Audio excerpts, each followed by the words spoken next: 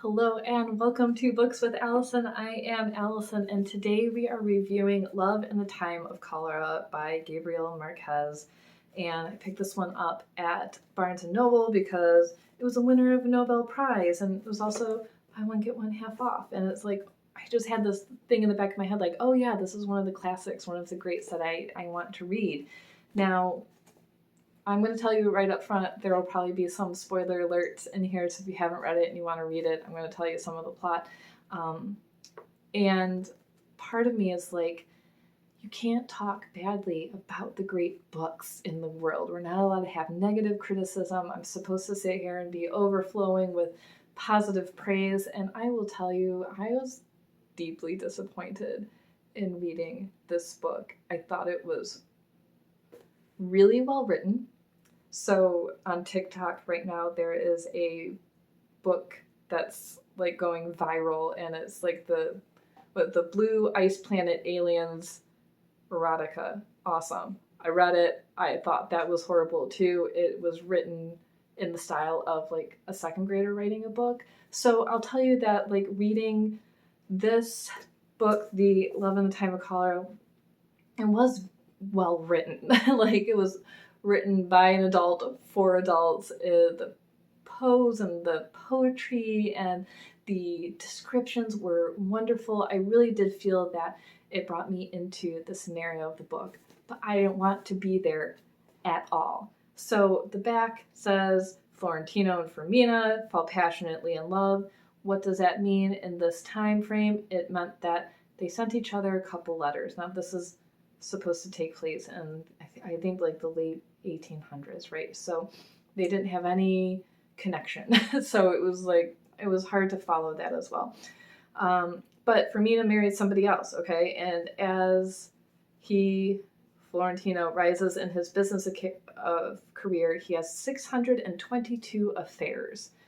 Yet he reserves his heart for Fermina. Her husband dies at last, and Florentino attends the funeral 51 years, 9 months, and 4 days after he first declared his love for Fermina, and he will do so again. With humorous sagacity and consummate craft, he traces an exceptional half-century story of unrequited love. Great. It was really... the beginning was the death of the husband and how they found out, and then it went back in time to retell the story of their quote-unquote love affair, which didn't really even exist. And then this kid for his whole life was just having sex with everyone that moved. He didn't care. And also it was pedophile issues and sleeping with 14-year-old girls, and I have a lot of issues with these types of things. So I was not impressed with his 622 affairs. And here's your trigger warning. By the time they got together at the very end of the book, he told her he was a virgin. I just about fell out of my chair because I was like, I can't read this anymore. I finished it. I did it. The ending was so horrible too. It was such a letdown and so indescribably not what I envisioned or how a book of this credibility should have ended. So I would absolutely not recommend this book unless you love it. Did you love it? Let me know. What was your favorite parts of it? Like, what did you think of the characters? I thought that, when I'm reading it, I'm like, I have to remember this is over 100 years ago, and our lives were very different. They're on the islands, the Bahamas, so their life was very different. The expectations of their relationships were very different.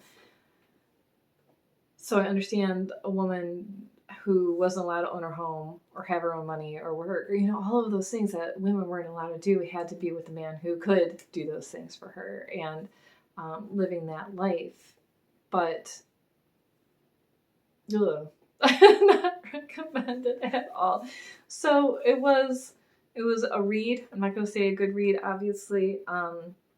It's not one that I would put on my favorite books list, or I'll try it again later, or maybe when I'm older and I'll understand it more. No, I'm good. So that's my feelings on it. Not even a review or a critique, just not even worth the video, which is why it took me like 2 months to make this, and I've kind of been like trying to read as many other books as I possibly can. So let me know your thoughts on it. If you'll read it, if you won't read it, if you had to read it, let me know. I'd love to hear it. Make sure you like and subscribe, and we'll see you next time.